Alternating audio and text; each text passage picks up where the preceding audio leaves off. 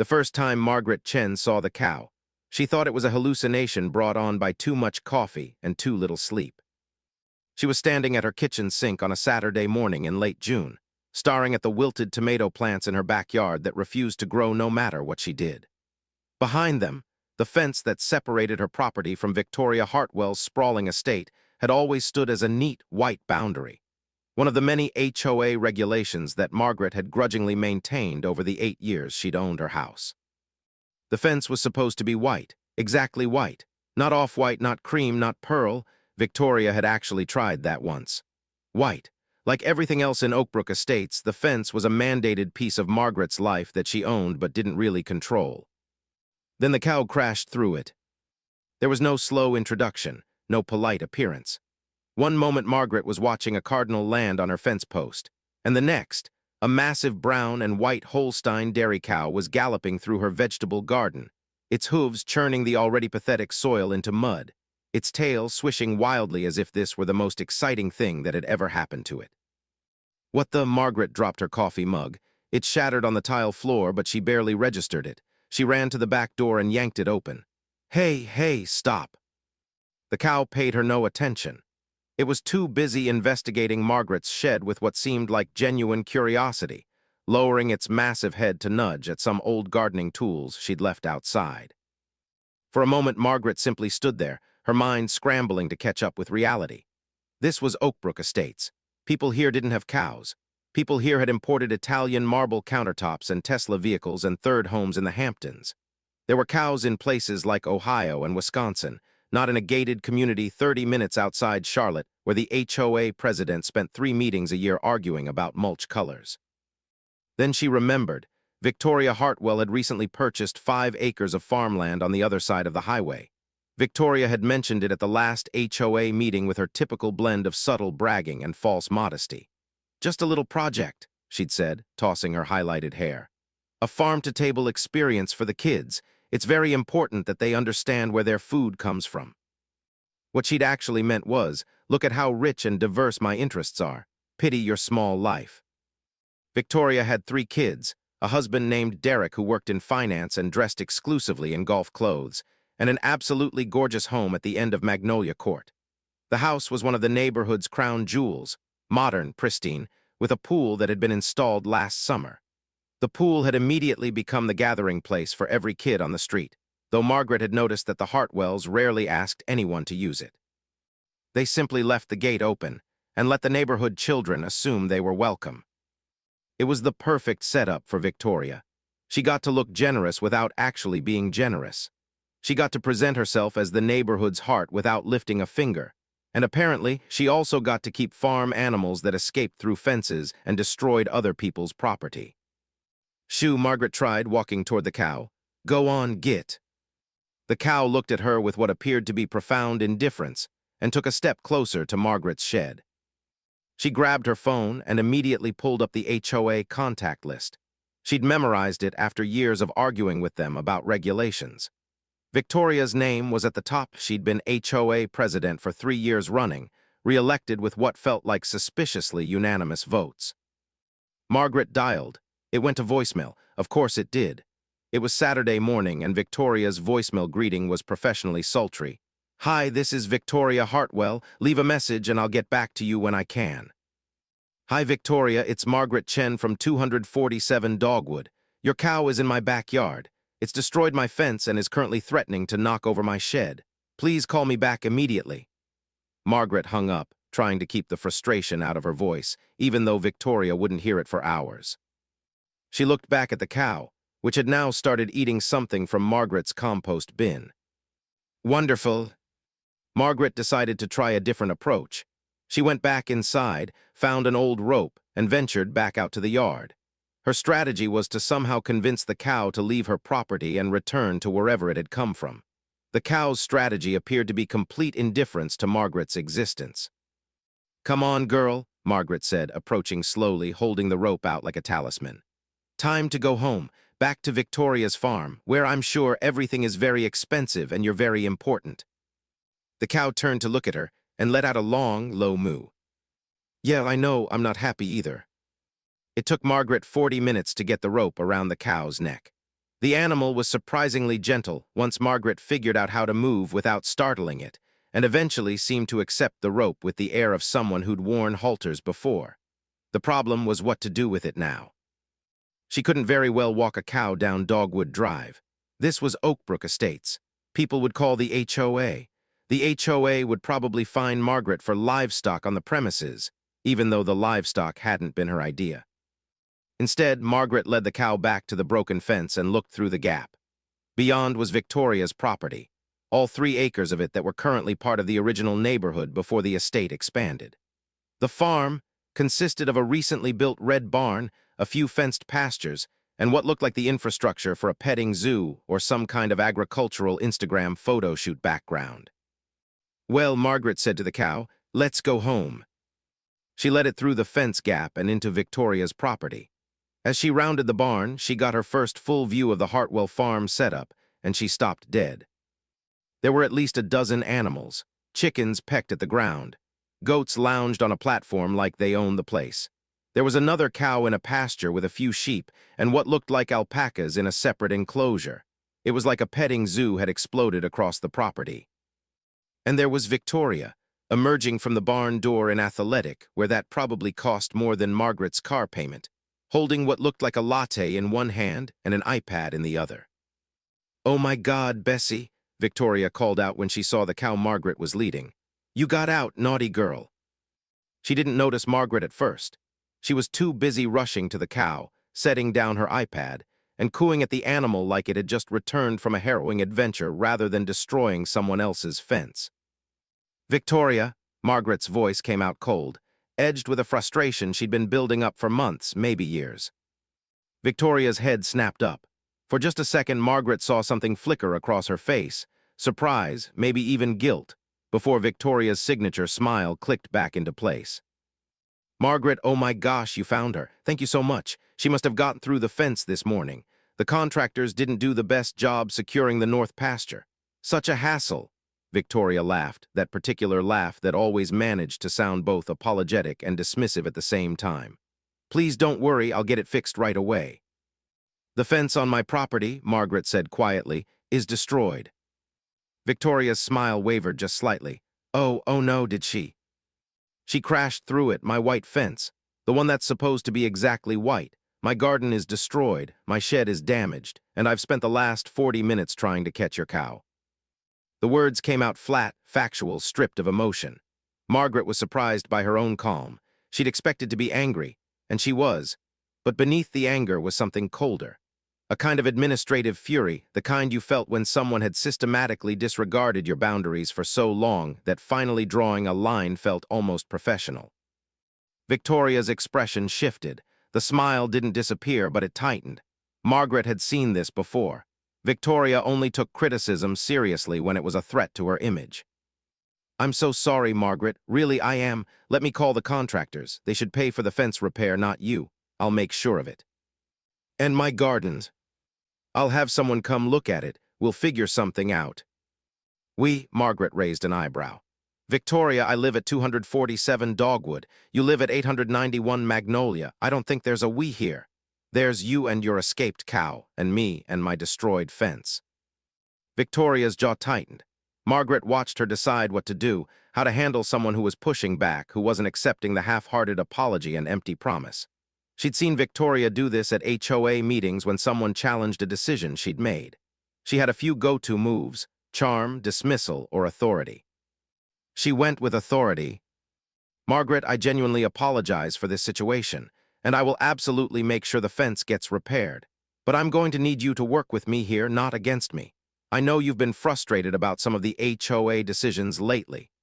Here was the subtle threat, the reminder that Victoria had power, and I'd really like to keep things friendly between us. Translation: "Don't make this difficult, or I'll remember that you have opinions about how the HOA is run." "I'm not trying to be unfriendly," Margaret said, and she meant it. "I'm trying to be fair. You have animals you can't properly contain. That's a problem for everyone in this community. Bessie is a one-time thing. She's never done this before. How many other animals do you have escaping?" "None, it's just Bessie, and I'll fix the fence today." Will you also teach the fence how to fix itself when your next animal gets out? Or should I just start expecting cow footprints in my garden as part of the quarterly HOA assessment? Victoria's eye twitched slightly. Margaret had seen that twitch before, too. It usually meant Victoria was about to say something she'd regret, or more likely, stop saying anything at all and instead make a mental note to punish Margaret in some bureaucratic way later. "I'll fix it," Victoria repeated, her voice harder now. "And if you have any other concerns, please submit them to the HOA in writing. I'm the property owner next to an improperly contained farm. I'm not sure there's a form for this." "There are forms for everything, Margaret." The sun was hot on the back of Margaret's neck. She could feel sweat beginning to pool between her shoulder blades.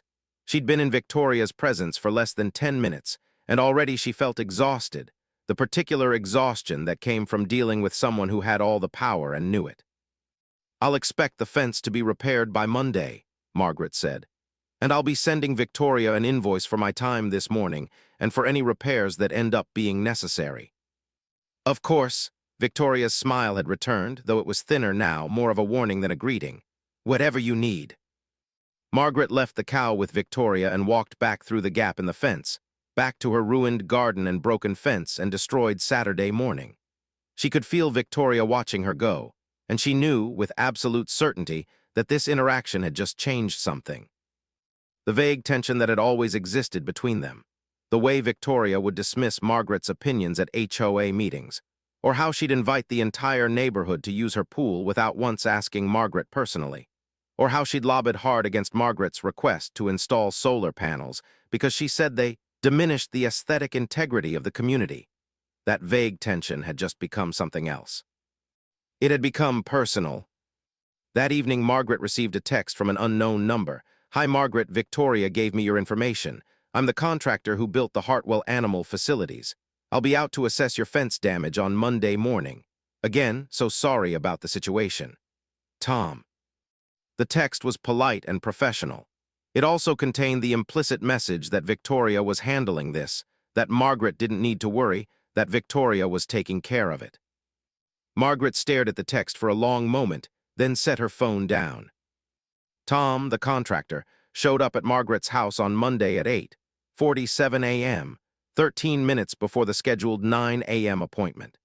He was a man in his 60s with a weathered face and the kind of focused efficiency that suggested he'd been fixing things for longer than most people had been alive. "Rough situation," he said, examining the fence. He ran his weathered hands along the broken pickets, testing the integrity of the remaining sections. "She really did a number on this." "The cow or Victoria?" Margaret asked, immediately regretting the comment. It wasn't Tom's fault. He smiled slightly. "The cow did the physical damage. Victoria's the one who doesn't maintain proper enclosures." He walked the entire length of the fence, taking measurements, photographing damage, making notes on a tablet. It took him about 40 minutes. When he was done, he gave Margaret a breakdown of what needed to be repaired and replaced. "Full replacement of the section is about $2,400, he said, "plus labor. I'd estimate around $3,200 total, give or take, unless you want to do just the damaged pickets and leave some of the structure, which would bring it down to about $1,800. Margaret had been bracing for a high number, but hearing it said aloud still made her stomach tighten. She'd been meaning to save for some house repairs. The roof needed inspection, the HVAC was making sounds it shouldn't make, and suddenly this had moved to the top of the list. "Can you send me an invoice?" she asked. "Of course, I'll get it to you by end of day. But I suspect Victoria's probably going to want to handle the payment, given that it's her animal that caused the damage." "Did she say that?" "No, but that's how these things usually work. Rich people break things with their animals, then pay to fix them. It's kind of their version of an apology." Margaret wanted to believe that. She wanted to believe that Victoria, however annoying she was, would do the right thing and pay for the fence. But something in her gut suggested otherwise. She was right. By Tuesday morning, Margaret had received 2 communications. The first was an email from Victoria, CC'd to the HOA vice president, that read, "Hi, Margaret. I've received the contractor's estimate for the fence damage. Before we proceed, I wanted to reach out because I think there may have been some miscommunication about liability here. While I obviously feel terrible about Bessie getting out, I want to clarify that animals escaping isn't technically a violation of HOA code. I checked. And there's no clear provision for liability when an escape happens on neighborhood property. Additionally, I had a structural engineer look at your fence, and it appears that it was already in a somewhat compromised condition. The foundation posts were set incorrectly during the original installation, which is actually a violation of the fence code set by our architectural review board. I think the fairest solution is that we split the cost, 50-50. That way we're both acknowledging some responsibility. Also, I wanted to mention that I've actually been thinking about applying for an exemption from the HOA to properly enclose the farm equipment on my property. To do that, I'd need unanimous approval from the board. I was hoping you might be supportive of that application. Best, Victoria. The second communication came from Derek, Victoria's husband, and was a voicemail. Hi Margaret, Derek Hartwell here. Victoria mentioned the fence situation, and I just wanted to reach out and say how sorry we are. We feel terrible about it. Tell you what, why don't you and your husband come over for a pool party this Saturday? We're having some neighbors over, and I think it would be great to make sure we're all on the same page about the property lines and everything. Hope to see you there. Margaret stood in her kitchen, holding her phone, and felt the walls closing in. She was being offered an olive branch that was actually a trap. Come to the pool party, have a nice time, become friends with Victoria again. And then, when the HOA issue came up, she'd be the unreasonable one if she pressed the fence payment. And if she didn't accept the olive branch, if she pushed back on Victoria's claim that her fence was already compromised, then she was the one being difficult, holding a grudge, making things awkward in the neighborhood. It was a perfect trap because there was no way to win. Either she accepted less money and looked like a friend, or she demanded fair payment and looked like an enemy. Margaret was angry, not the hot, flash-fire anger that had flared up last weekend, but something colder and more sustained.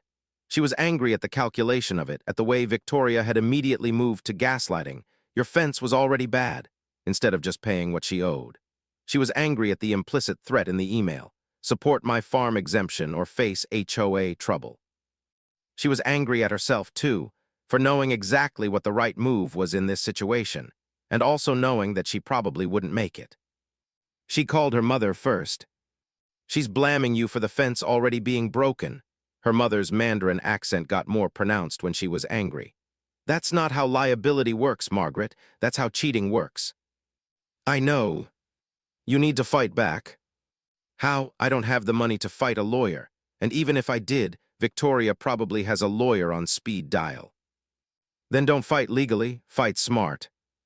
Margaret's mother was a retired immigration attorney with a mind like a steel trap. She'd always told Margaret that the best way to deal with people who played dirty was to force them to play by rules they couldn't break. Unfortunately, the Hartwells seemed very good at playing by rules that didn't exist yet. After she hung up with her mother, Margaret spent 2 hours researching. She read through the HOA bylaws, the architectural review code, and the neighborhood's restrictions on animals and agricultural use. She found Tom's contact information and called him directly. I wanted to ask you something off the record, Margaret said. When you looked at my fence, how much of the damage was actually from the original installation being wrong versus from the cow hitting it? There was a pause. Margaret, I've known Victoria for about 8 years. I've fixed a lot of things on her property. That's not really an answer. No, it's not, but it's the answer you need. Another pause. Your fence was installed correctly. The damage is 100% from the cow. The foundation posts are fine. I wouldn't have said what you would have needed to say for this to work out the way you want it to work out. Which is what? Honestly, a lawyer. You'd need someone to write to Victoria saying that she's liable for damages caused by her animals, and if she doesn't pay, you'll pursue it in small claims court. That would probably make her take you seriously. Margaret thanked him and hung up. She spent the rest of the evening drafting an email to Victoria that was professional, factual, and firm. She sent it on Wednesday morning. Victoria, thank you for your email. I appreciate your concern about the fence situation. However, I need to be clear about a few things. 1. The fence damage was caused entirely by your animal. The structural integrity of my original fence installation is not relevant to liability created by escaped livestock. 2. I've verified with the contractor that the foundation posts meet all HOA codes and were installed correctly. 3. You are responsible for properly containing your animals. This is standard liability law in North Carolina. I expect full payment of the $3,200 repair estimate by June 30th. If I don't receive payment, I'll be forced to pursue this matter in small claims court. Regarding your HOA exemption request, I will make my decision about that based on the merits of the application, not on separate property disputes. Best, Margaret. She hit send before she could second-guess herself. The response came within minutes, not from Victoria but from Derek again, this time a text. Hey Margaret, not sure what's going on here, but Victoria's pretty upset. Can we talk? Margaret didn't respond. Instead, she contacted her homeowner's insurance and filed a claim for the fence damage, listing Victoria's liability. That's when things escalated. Victoria filed a counterclaim with the HOA, alleging that Margaret's fence had been in violation of code and that Margaret had allowed it to remain in that condition. She demanded that the HOA fine Margaret and require her to fix the original installation issues. The HOA president, not Victoria herself, who recused herself from the vote, reviewed both claims. 2 days later, Margaret received an official letter. Dear Ms. Chen, following a review of the property damage incident on June 18, 2025, the HOA board has determined that neither party is in clear violation of HOA code. However, we do recommend that both properties bring any fencing or containment infrastructure into full compliance with our standards. We suggest that you and Mrs. Hartwell consider a 50-50 cost-sharing arrangement for the repairs, as this maintains community harmony and ensures both parties contribute to resolving the situation. Please let us know if you have questions. Sincerely, Ronald Martinez, HOA Vice President. Margaret read the letter 3 times. Each time she felt the same surge of disbelief. The HOA wasn't taking sides. The HOA was suggesting they split the costs, which meant they were essentially saying, pay for the damage from Victoria's animal and we'll call it even. She called Ronald Martinez's number. He was in his 60s, retired from pharmaceutical sales, and seemed like a reasonable man whenever they spoke. Ronald, I just got the letter about the fence. I need to understand the HOA's logic here. Margaret, hi. Yeah, we tried to be fair to both sides. How is it fair to tell me to split the cost of repairs caused by an animal that isn't mine? Well, Victoria claims the fence was already compromised. I've verified with the contractor that it wasn't. The fence was installed to code. Yes, but there's some debate about. Ronald, there's no debate. The contractor who built the original fence verified it was correct. The contractor who assessed the damage verified it was correct. The only person debating it is Victoria, and she's debating it because she doesn't want to pay for the damage her animal caused. There was a sigh on the other end. Margaret, I hear you, but the board voted on this, and they determined that a 50-50 split was the fairest way forward. Did Victoria vote on that determination? No, she recused herself. Did she discuss it with the other board members before recusing herself? There was a long pause. I'm not sure what you're implying. I'm not implying anything. I'm asking a direct question. Did Victoria lobby the board members before the vote? Margaret, I can't speak to private conversations that may have happened. Which meant, yes, probably. After she hung up with Ronald, Margaret sat at her kitchen table and stared at her hands. She was out $3,200, or at least she would be if she accepted the HOA's recommendation. She was having a dispute with the HOA president that had now turned into a neighborhood controversy, and she had this Saturday's pool party to not attend, which would probably be seen as her making a hostile move against the Hartwells. She was losing, and worse, she knew exactly why she was losing, because she was playing by the rules and Victoria wasn't. Victoria had money, time, and the ability to call in favors. Victoria had an HOA board that at least partially sympathized with her. Victoria had the moral high ground in the neighborhood because she'd positioned herself as the injured party, attacked by a vindictive neighbor, dealing with the fallout of an innocent animal escape. Margaret, by contrast, was just someone complaining about a fence. On Thursday, Margaret received an invitation to the Saturday pool party. It was on a fancy cardstock, handwritten by someone with very good penmanship. Dear Margaret and guest, you are cordially invited to an afternoon pool party celebrating community and friendship. Saturday, June 28th, 2 p.m. 891 Magnolia Court. RSVP by Friday. The Hartwell family. It was a brilliant move. By sending the invitation after the dispute, after the HOA decision, Victoria was essentially performing acceptance.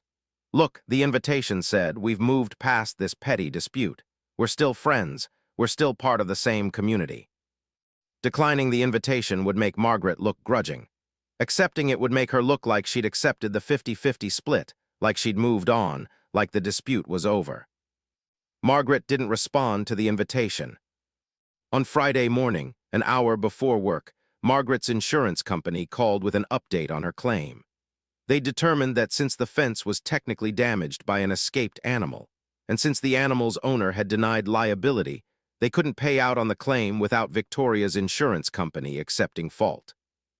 Has Ms. Hartwell's insurance company been contacted? Margaret asked. Yes, and they've denied the claim. Without a police report documenting the incident or a written admission of fault from Ms. Hartwell, we can't force them to pay. So I have no recourse. You could pursue it in small claims court. That might motivate her insurance company to settle. Margaret got to work that day and found it impossible to focus. She worked in the accounting department for a mid-sized pharmaceutical supply company, and normally she liked her job. It was orderly, predictable, and didn't require her to deal with people like Victoria Hartwell. But today, even the spreadsheets felt like they were mocking her. Numbers that didn't add up. Problems with no solutions. She took her lunch break outside, sitting on a bench in the small park across from her office building. It was hot and sticky, and the sun was too bright. She called her mother again. She's not going to pay, Margaret said.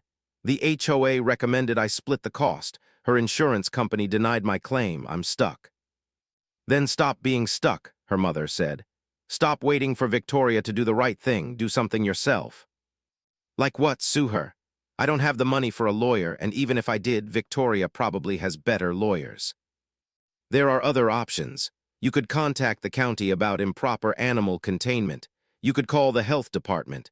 You could report her to the agricultural commissioner.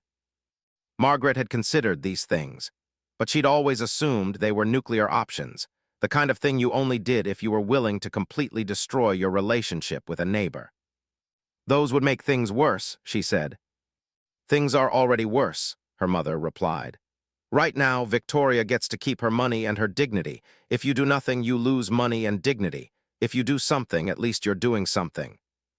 After she hung up, Margaret went back inside and spent the rest of her lunch break researching county regulations for farm animals in residential areas. What she found was interesting. According to county ordinances, agricultural animals in residential zones were allowed, but they had to be properly contained and regularly inspected for health and safety standards. The animals had to be kept at least 50 feet from property lines, and the owner had to maintain all containment structures in good repair. Bessie the cow, escaping through a broken fence, suggested that the containment structures were not in good repair. Margaret copied the relevant ordinances into an email to herself. Then she put her phone away and went back to work, trying not to think about Saturday's pool party or the fact that she could hear her neighbor's children already beginning to arrive at the Hartwells' house for an early celebration. That evening, just as the sun was setting, her phone buzzed with a text from an unknown number. It was a photo, a picture of her mailbox with a piece of paper sticking out of it. The text read, FYI, homeowner to homeowner, thought you'd want to know about this before someone else sees it. Margaret went outside and found the piece of paper, a full-color flyer in her mailbox. Concerned about OAKBROK ESTATS. One neighbor thinks our community standards should be applied differently to different people. This neighbor has criticized our HOA decisions, opposed community improvements, and is now using petty disputes to divide us. OAKBROK ESTATS is a community. Let's keep it that way. Paid for by friends of Victoria Hartwell. It was a political attack flyer, in a neighborhood against her. Margaret stood in her driveway, holding the flyer, and felt something shift inside her. It wasn't anger anymore. It was something colder and more focused. It was the feeling of someone who just realized that they'd been trying to play fair against someone who didn't believe in fairness. The first was to the county agricultural office. She reported a violation of containment ordinances at 891 Magnolia Court, described the escaped dairy cow, and provided the property address and owner's name. The representative took detailed notes and promised an inspection within 10 business days. The second call was to the county health department. She reported concerns about proper animal waste management on an agricultural property in a residential zone and requested a health and safety inspection. The representative asked several questions about the animals present on the property, and Margaret answered them all with the careful precision of someone who'd spent the weekend taking photos of Victoria's farm and documenting every animal she could see. The third call was to the Architectural Review Board. She requested a formal review of the farm structures on Victoria's property to ensure they met all HOA codes and aesthetic standards. This one actually made her smile a little, because she knew Victoria had specifically wanted to avoid going through the ARB for her farm setup. Then Margaret went to work and tried to act normal. By Tuesday, word had apparently spread. Margaret got a text from her neighbor Susan on the other side of her property. "Hey, I heard the county is doing an inspection at Victoria's place. Did you call them?" By Wednesday, Victoria had called an emergency HOA meeting. Margaret got the notice via email, along with a note that her potential violations of county code would be discussed. She had the right to attend and defend herself. She wasn't sure what violations of code she had supposedly committed by calling the county, but she decided to attend anyway.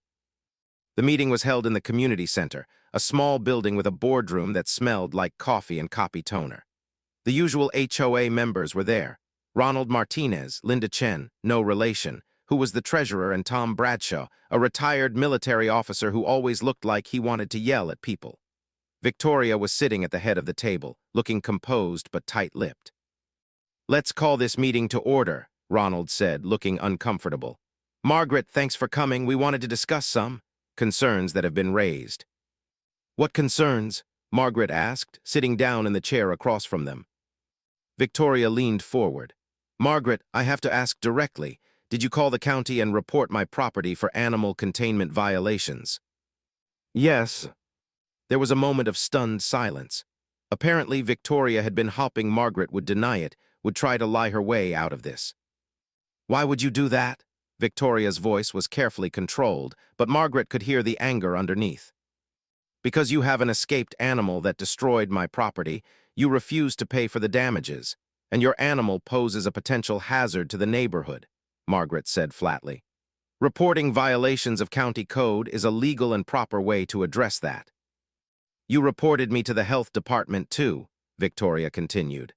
"I just got a call about an inspection, and you reported the farm structures to the ARB, which is starting a formal review." "Yes." "Margaret, that's not appropriate," Ronald said carefully. "If you have concerns about Victoria's property, that's something that should be handled at the HOA level, not by circumventing the process." "I tried the HOA level," Margaret said. "The HOA recommended I split the cost of repairing damage caused by an animal that isn't mine. The HOA refused to hold Victoria accountable for an animal escape that destroyed my property. So I went to the county, which is the appropriate authority for these matters." "You're trying to punish Victoria because you're upset about the fence," Linda said. "That's not really fair." "I'm reporting code violations. Whether or not I'm upset is irrelevant." "Are there actually violations?" Tom asked, looking directly at Margaret with the kind of penetrating stare that probably worked very well when he was in the military. "Or are you just making reports to cause trouble?" Margaret met his eyes. "Victoria has farm animals in a residential zone. They need to be properly contained and regularly inspected. One of them escaped and destroyed my property. That suggests a containment problem. The county will determine if there are actual violations." "This is harassment," Victoria said quietly. "You're harassing me because you don't like that I'm the HOA president." "I don't like that you don't hold yourself to the same standards you hold everyone else to," Margaret corrected.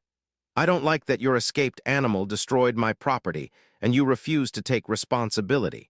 And I especially don't like that you distributed political attack flyers to the entire neighborhood about me." Victoria's face paled slightly. Apparently, she didn't realize Margaret knew about the flyers. "I didn't authorize those," Victoria said. "They say paid for by friends of Victoria Hartwell," Margaret replied. "But sure, plausible deniability." "This conversation isn't productive," Ronald said, trying to take back control. "Margaret, we're going to ask you to stop making reports to the county. If you have legitimate complaints about code violations, you can bring them to the HOA and we'll address them through proper channels." "The proper channels you're referring to are the ones where Victoria controls the outcome," Margaret said. "No." "No," Tom looked stunned. "No, I've identified legitimate code violations. I've reported them to the appropriate county authorities. I'm not going to retract those reports because the HOA president wants me to." There was a long silence. "Then I'm afraid we're going to have to ask for a formal complaint about your conduct," Ronald said. "We'll need to document this for the record." "Document what?" "That I reported code violations. That you're harassing a fellow board member." "I'm not harassing Victoria. I'm following county protocol for reporting violations. If reporting violations is now considered harassment in Oakbrook Estates, then I think the HOA has bigger problems than my phone calls." Margaret stood up. "If there's nothing else, I'm leaving." "Margaret, wait," Victoria said. Her voice had changed. She sounded almost vulnerable. "Why are you doing this? I made a mistake with the fence. I should have paid for it. Can we just fix it? I'll write you a check right now for the full $3,200. Just call and tell the county to cancel the inspections." Margaret paused. This was what she'd wanted, wasn't it? For Victoria to pay for the fence. For Victoria to take responsibility. And here it was being offered right now in front of the HOA board. But Margaret also knew that if she accepted the check and called the county, she would have lost. She would have proved that harassment worked, that threatening Victoria's property was the way to get her to do the right thing. And Victoria would get away with the attack flyers, the political maneuvering, the refusal to take responsibility until her own property was threatened. "You should have paid for it when it broke," Margaret said quietly. "Not because I threatened inspections, because it was the right thing to do. I'm doing it now." "No, you're doing it now because you're scared the inspections will find something. That's different." Margaret walked out of the meeting without waiting for a response. The county agricultural inspector showed up on the following Tuesday. Margaret watched from her kitchen window as a county vehicle pulled into Victoria's driveway, and a man in khaki uniform got out with a clipboard. He spent about 2 hours on the property, photographing things, taking measurements, and making notes. By Thursday, Margaret's phone rang. It was Ronald Martinez from the HOA. "The county found 3 violations," he said without preamble. "Improper waste management, inadequate fencing, and inadequate distance between animals and property lines. They've ordered Victoria to fix all of them or face fines." "What kind of fines?" "I'm not sure, but it's significant. The county also contacted the health department, which is sending their own inspector." Margaret didn't feel triumphant. She felt tired. "The health inspection is happening tomorrow," Ronald continued. "And Victoria wants to know if you'll agree to retract your reports in exchange for her paying for your fence and covering any costs from the county violations. Does she understand that I didn't make up the violations, that the county found them independently? I think she's hoping that without your reports, maybe the county would be less strict about enforcement. That's not how county regulations work." "I know that, you know that. I think Victoria's just panicking." After she hung up, Margaret decided to do something she'd been putting off.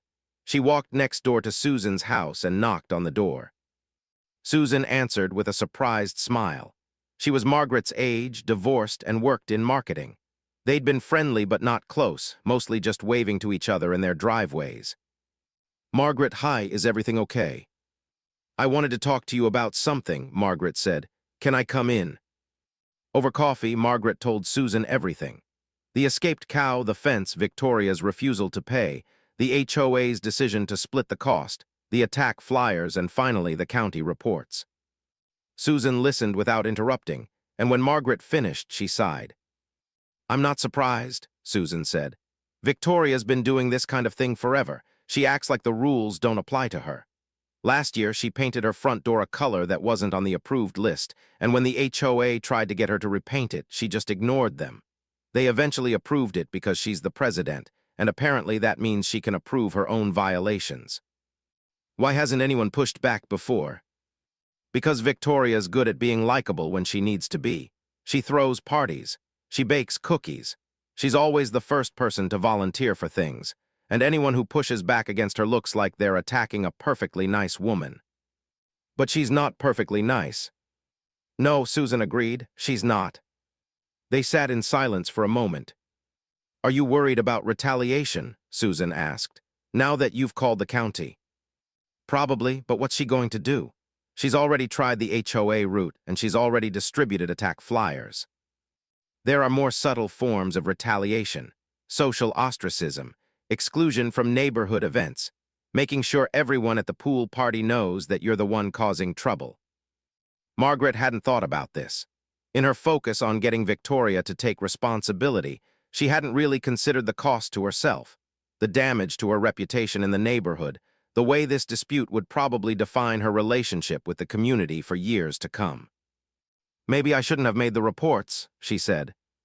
Or maybe you should have made them sooner, Susan countered. Look, Margaret, I'm not going to tell you what to do, but I will tell you this. I've seen Victoria get away with a lot of things because people are nice. Maybe it's time someone wasn't. Over the next week, Margaret became very aware of the social dynamics shifting around her. She noticed that some neighbors stopped greeting her in their normal, friendly way. The neighborhood Facebook group, which had previously been neutral enough, developed a few sympathetic posts for Victoria about stressful times and just trying to do her best as HOA president.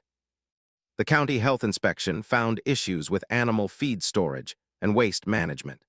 Victoria received a formal notice to remediate all violations within 30 days or face fines of up to $500 per day. The Architectural Review Board formally requested that Victoria submit her farm structures for architectural approval, noting that they hadn't been previously reviewed. And Margaret received a formal letter from the HOA expressing concern about her pattern of hostile engagement with the leadership and suggesting that she consider finding more constructive ways to participate in the community. It was a warning, not a violation technically, but a warning that they were watching her. Margaret tried to ignore it, but on Friday, when she went to the neighborhood grocery store, she ran into Victoria in the produce section. Victoria was holding a bunch of bananas and looking tired, and for just a second, Margaret felt a flash of something that might have been sympathy. Then Victoria looked up, saw her, and deliberately turned and walked to the other side of the store. That night, Margaret sat in her backyard, looking at the fence that still wasn't fully repaired. Tom, the contractor, had sent an invoice again, and Margaret had sent it to her insurance company again, but nothing had come of it. Victoria still hadn't paid. Margaret had won the county reports, but Victoria still hadn't paid. And now Margaret was the person who'd caused trouble in the neighborhood, the person who'd gone behind the HOA's back, the person who'd called the county on a neighbor. She was wondering if she'd made a mistake when her phone buzzed with a text from Susan. My mom's lawyer thinks you might have a case for the fence. Small claims court. Want to talk about it. The Saturday pool party came and went without Margaret. She spent the afternoon catching up on yard work, avoiding the inevitable parade of neighborhood children walking past her house on the way to the Hartwell's place. By 4 p.m., she could hear the sounds of the party from her backyard, splashing laughter, the clink of glasses. Victoria was hosting, smiling, playing the role of the gracious neighbor, probably telling everyone how unfairly she'd been treated. On Monday, Margaret met with Susan's mother's lawyer, whose name was David Chen, also no relation, and who specialized in property disputes and small claims. His office was in a small building downtown, and he had the practical, no-nonsense demeanor of someone who'd been fighting over property lines and fence disputes for 30 years. You have a clear case, he said after reviewing Margaret's documentation. Negligent animal containment, property damage, and documented failure to pay. Victoria's claims about your fence being improperly installed won't hold up because you have contractor documentation proving otherwise. What are my chances of winning? Very good. The judge will almost certainly order her to pay the full amount plus court costs. Then why hasn't she just paid? Pride, or possibly the advice of a lawyer telling her the same thing I just told you, that she has a terrible case and shouldn't go to court. which might mean she's hopping you'll give up if this takes long enough. Margaret filed the small claims action on a Tuesday. By Wednesday, the HOA had scheduled another emergency meeting, and this time, Margaret received a formal notice that they were considering asking her to resign from her property ownership due to repeated violations of community spirit and standards.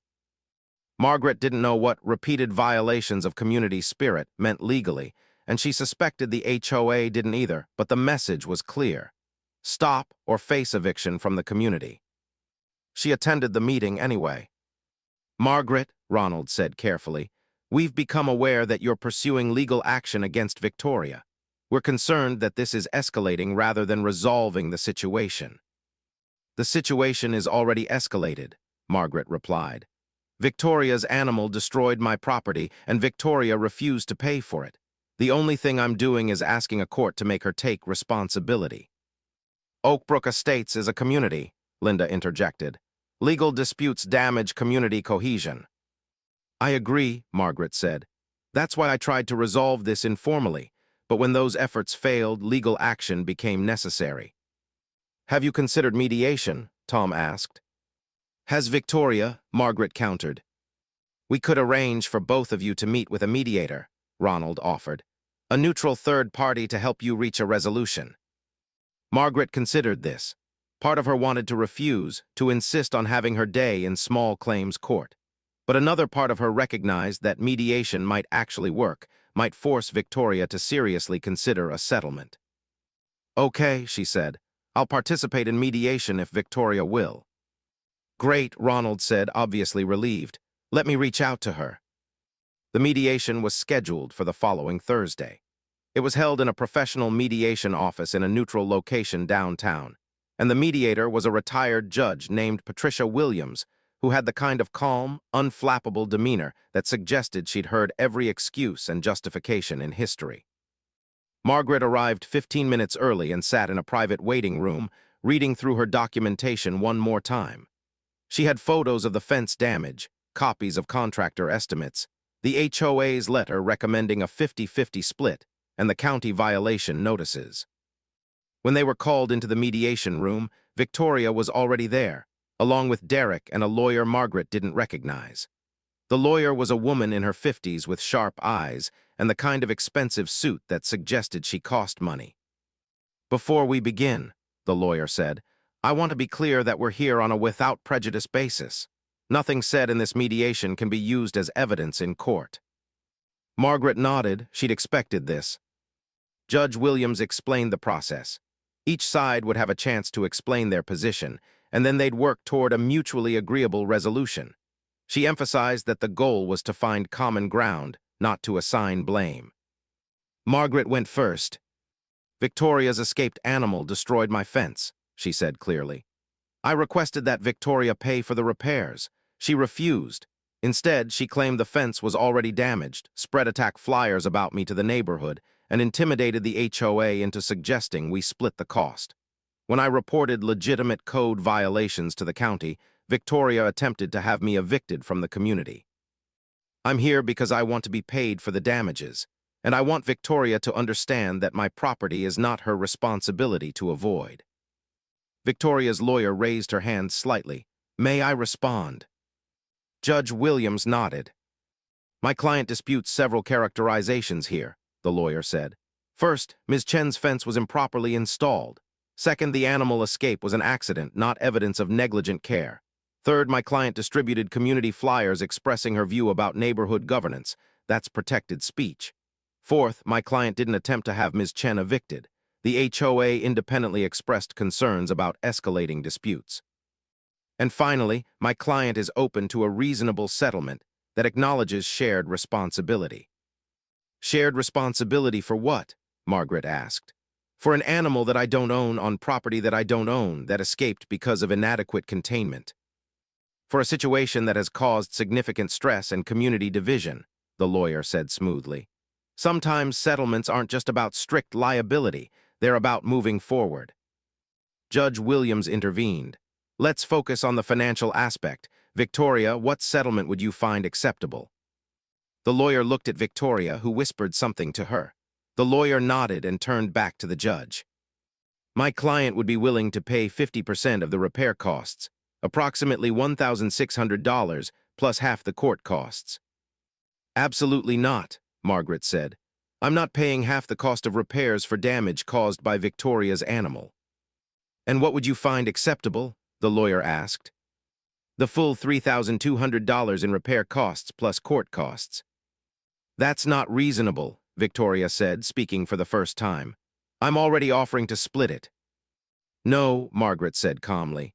You're offering to pay less after you've spent the last month making my life difficult. You should have paid the full amount when it happened. Derek leaned over and whispered something to Victoria, who shook her head. For the next hour, Margaret and Victoria went back and forth through the mediator. The offer went from 50% to 55% to 60%, but Margaret refused to budge from 100%. Victoria wasn't willing to pay more than 60%. Finally, Judge Williams called for a break. Margaret, can I speak with you privately? She asked. They moved to a small adjacent room, and Judge Williams closed the door. I want to ask you something directly, the judge said. If you win in small claims court, Victoria will appeal. There will be more lawyers, more courts, more time. The process could take a year or more. Is 100% of the repair costs worth that much time and stress? Margaret thought about it. I don't want more money, I want accountability. I understand, but accountability doesn't change the fact that you're paying this case off for months while a court system moves slowly. Is there a number that would feel like accountability to you? Something less than 100%. Maybe 85%. Something that shows she's taking real responsibility while also acknowledging that she tried to fight it. Judge Williams nodded. Let me talk to Victoria. She returned to the mediation room, and Margaret waited in the private room, staring out the window at the parking lot below. She could see a crow picking at something in the parking lot, and she found herself wondering if it belonged to anyone or if it was just free. After about 15 minutes, Judge Williams returned. Victoria will pay 80% of the repair costs, which is approximately $2,560 plus 100% of the court costs. In exchange, you'll agree not to pursue further legal action regarding this dispute. Margaret wanted to argue for more. She wanted to insist on 100%. But she also recognized that she was exhausted, that Victoria seemed exhausted, and that continuing this fight would probably destroy any possibility of peace in the neighborhood. Okay, Margaret said, I'll accept 80%. The settlement was drawn up, signed, and finalized. Victoria's lawyer wrote a check for $2,560 on the spot, which Margaret took with a strange mixture of relief and emptiness. It wasn't a victory, but it wasn't a loss either. The fence was repaired, finally, by the middle of July. Tom used the settlement money plus some of Margaret's own funds to get it done. When he finished, he stood with Margaret in her backyard and looked at the new white pickets. Looks good, he said. Looks like nothing ever happened. Except something did happen, Margaret replied. Yeah, it did. The neighborhood slowly began to return to something resembling normal. Margaret still got polite waves from most of the neighbors, though a few had clearly sided with Victoria and maintained a cool distance. The Facebook group's posts about community division tapered off. The county issued final violation notices to Victoria, requiring her to maintain proper animal containment. Victoria apparently decided that the farm was more trouble than it was worth and began the process of rehoming most of the animals. By August, only a few chickens remained, housed in a properly built coop in the back section of the property. Margaret saw Victoria once in late July, getting mail from her mailbox at the end of Magnolia Court. Victoria saw her too, and there was a moment where they both hesitated, as if considering whether to acknowledge each other. But neither made a move, and they both went back to their respective homes. The HOA, after initial concern, seemed to have largely moved on. Ronald stopped bringing up Margaret's pattern of hostile engagement, and the Architectural Review Board accepted Victoria's updated farm structures without significant issue. But something had shifted in the neighborhood, a kind of tension that hadn't existed before. People were more careful around each other now, more aware of boundaries and property lines. The informal sharing of tools and the casual borrowing of things became less common.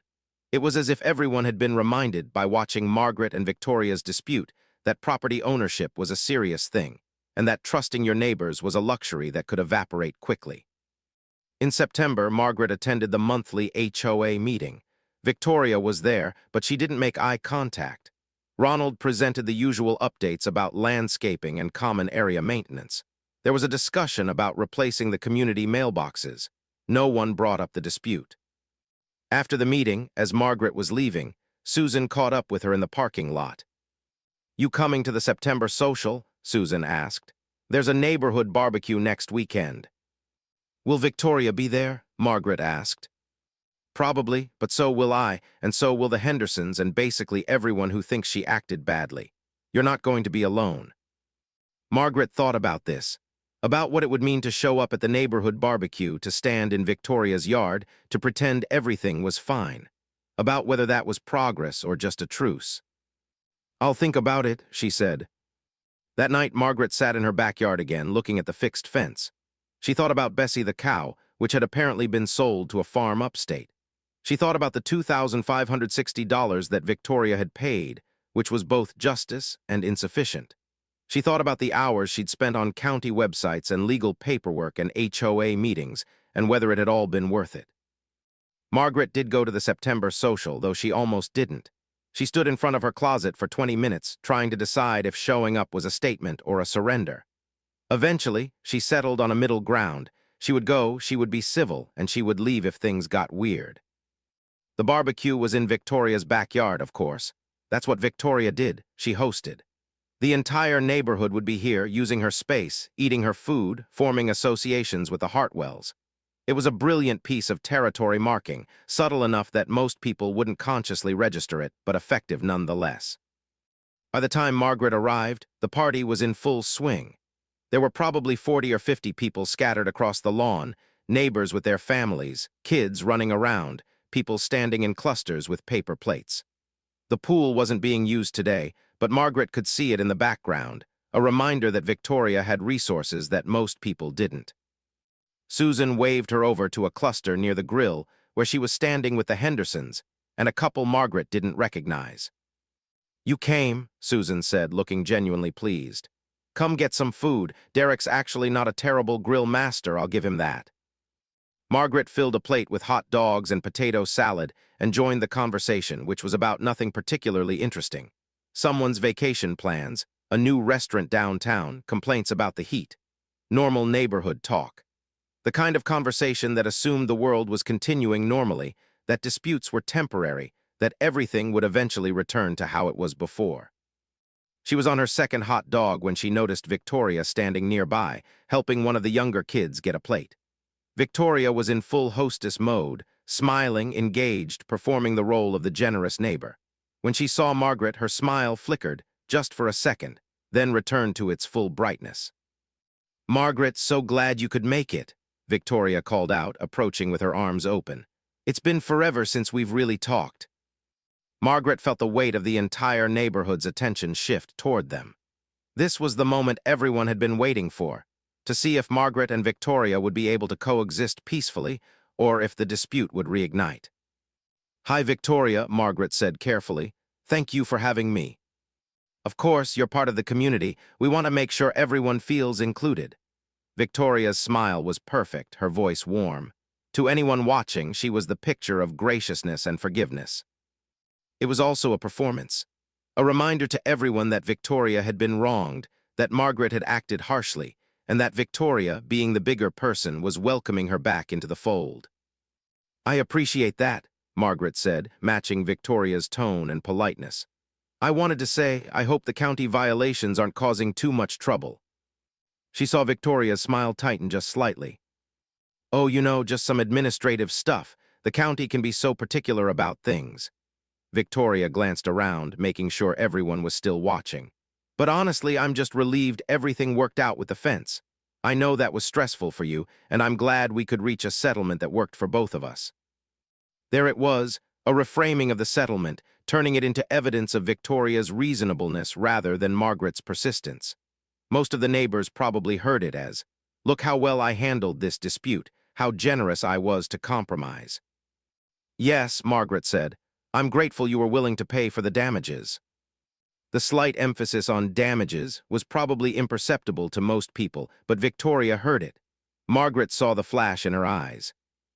"Well, I think we should just move forward as a community," Victoria said, her voice a touch sharper than before. "What's past is past." "I agree," Margaret said. "I hope you find a solution for the animal containment issue that works for everyone." "It's actually almost resolved," Victoria said. "We're rehoming the farm animals as of next week. Turns out the farm project was taking up more time than I had. But it was a great learning experience."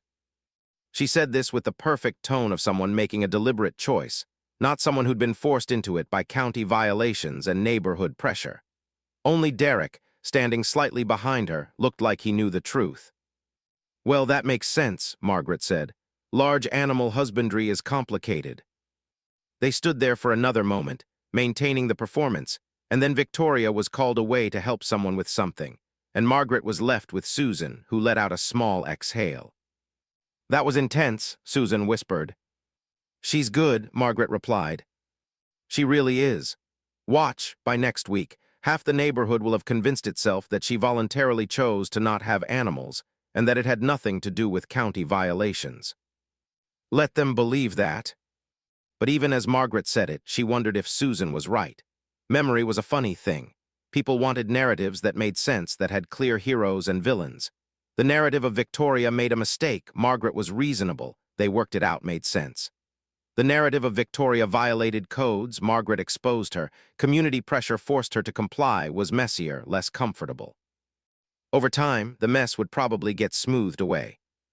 Margaret spent another hour at the party, talking to neighbors, being social, performing the role of someone who was fine with how things had worked out.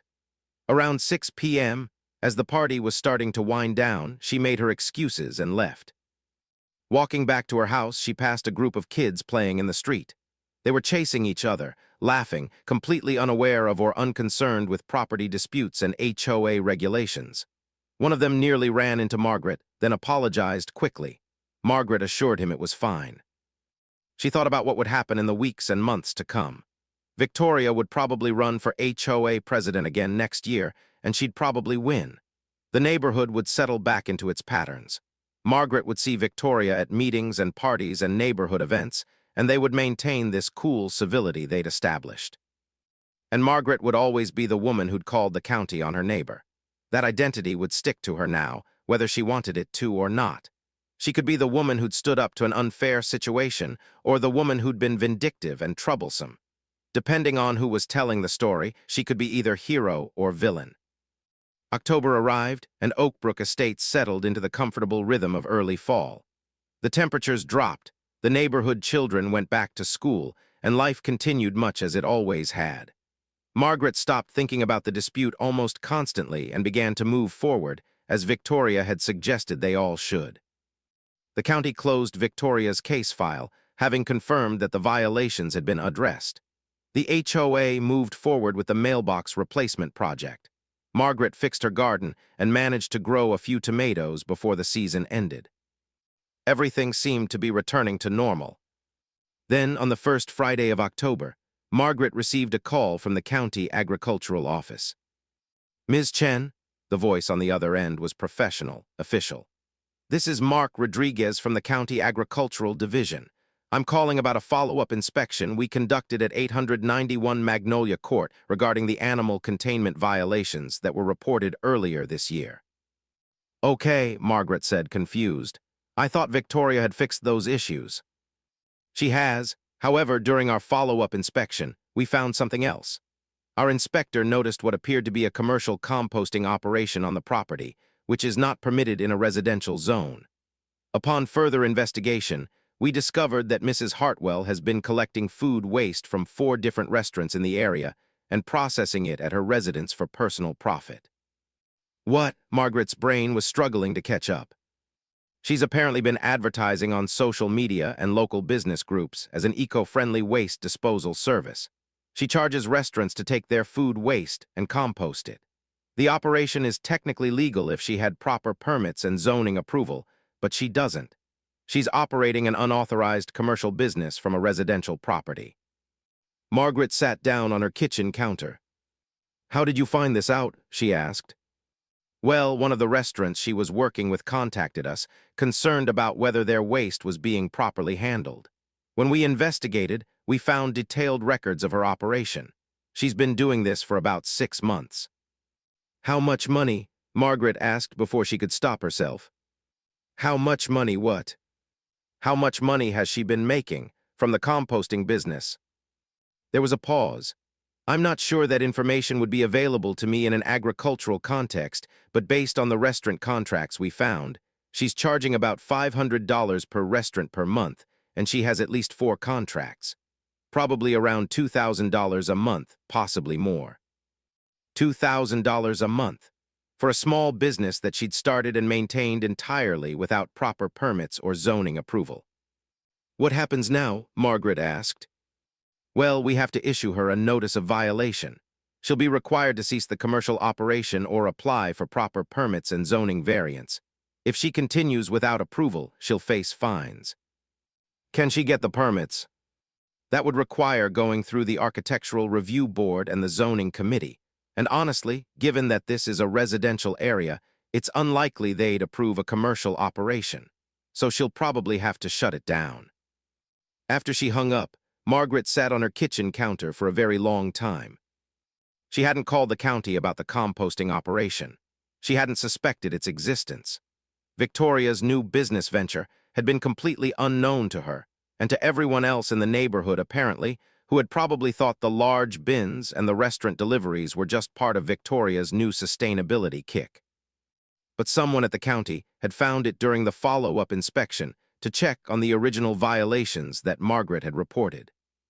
Which meant that, in a sense, Margaret's reports had led to this discovery. Which meant that Victoria's punishment wasn't over. Margaret walked to her window and looked toward Victoria's house, visible through the trees.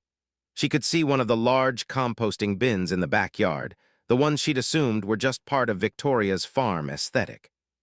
She picked up her phone and texted Susan, "Can you come over? I need to tell you something."